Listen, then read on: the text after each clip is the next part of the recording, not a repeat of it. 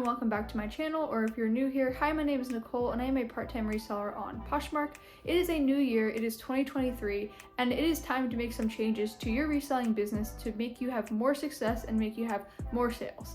So these are some things that you should stop doing and maybe some things that you should do instead that will really help you improve your business. These are all things that I started really changing and they've all really started helping me, so I highly recommend doing them.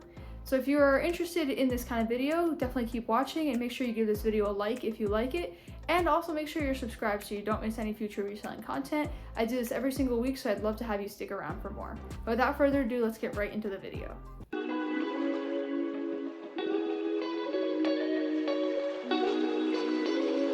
Okay, so the first thing that you should stop doing is to stop taking shortcuts. Stop taking bad pictures, stop making bad descriptions, and stop not putting in the effort. If you take bad pictures from the start, you're gonna have to go through and retake all the photos and make sure that they're in good lighting, make sure they have a white background, make sure that you're covering all the angles of the item, make sure that you're showing flaws.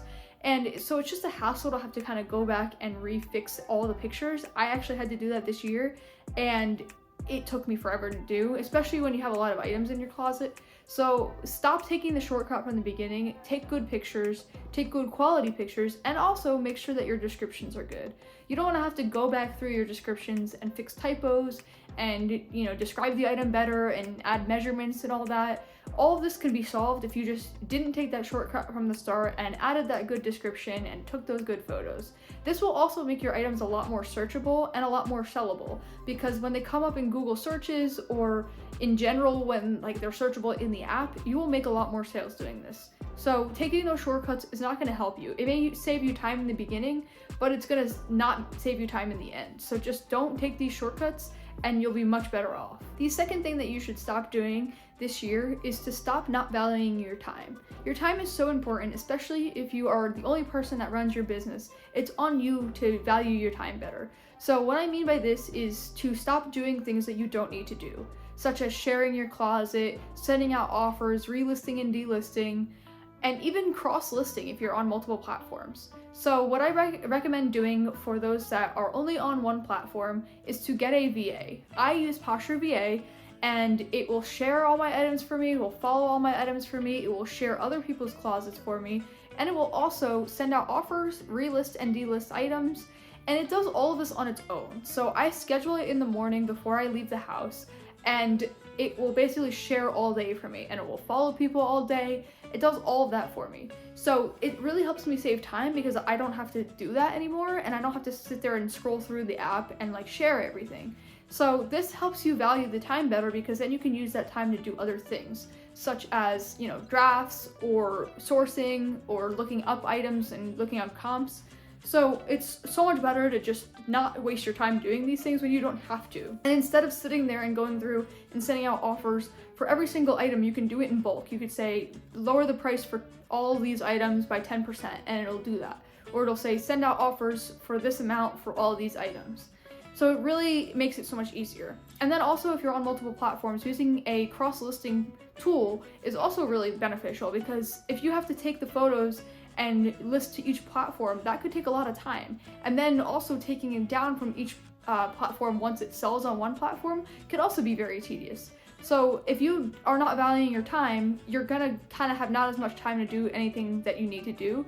So I just highly recommend getting these tools to help you, and it will actually help you improve by a lot. And a lot of people are kind of hesitant to pay for a VA or pay for a cross-listing tool, but honestly, they pay for themselves after a very short amount of time. And so I just think that it's a great way to, have more time for your business and just be more successful. The third thing that you should stop doing this year is stop overpaying for items at the thrift store. So I actually am making this a goal for this year to not spend a lot on an item. I'm actually saying I need to make back double the profits that I paid for an item at the Goodwill store or the thrift store. And so this is going to help me ensure that I don't pick up items that are overpriced. Last year or the year before, when I really started reselling for a business, I was just picking up anything and everything, and I wasn't really being that picky when I was out thrifting. And I had made a lot of mistakes, and actually I had net lost on a couple of items just because I picked them up at such a high price and then they were really hard to sell. There was actually a dress that I had that I paid 14 for, and I was really struggling to sell it. And while 14 doesn't seem very high, it was for that specific item, and I wasn't able to sell it for much more. I think I actually kind of broke even on the item. So that's not going to help me like succeed as a business owner. So I think it's so important to make sure that you're not overpaying for items and really take into consideration what you have to sell the item for to make back profits. And if you're only making $1 profit on each item, it might not be worth picking up. So far this year, the one time I did go sourcing, I was very picky with what I picked up, and I was making sure that I was going to be able to double the profit on the item. And I also highly recommend like sourcing in bulk, because that'll actually make your inventory a lot cheaper. So my new favorite thing is to go sourcing at the bins, because you can buy a lot at once and it's a lot cheaper. It's like, 20 cents per item or something like that, as opposed to several dollars per item if you go to the Goodwill store.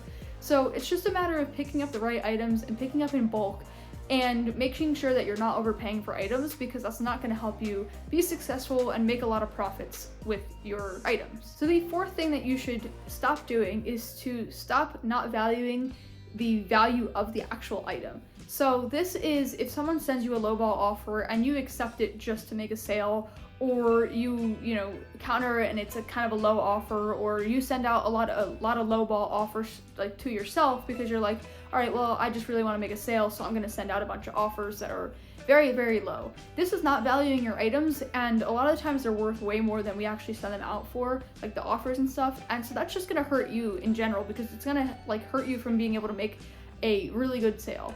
And I actually have a good example of this. I had a pair of UGG boots for the longest time, and I was sending out a bunch of offers on them, just trying to sell them. I paid a lot for them, and this is also a lesson learned. I paid a lot for them and they weren't selling, and I was trying to make a certain amount back on them and it just wasn't working. And so I was just sending out so many lowball offers, and like no one was even accepting them.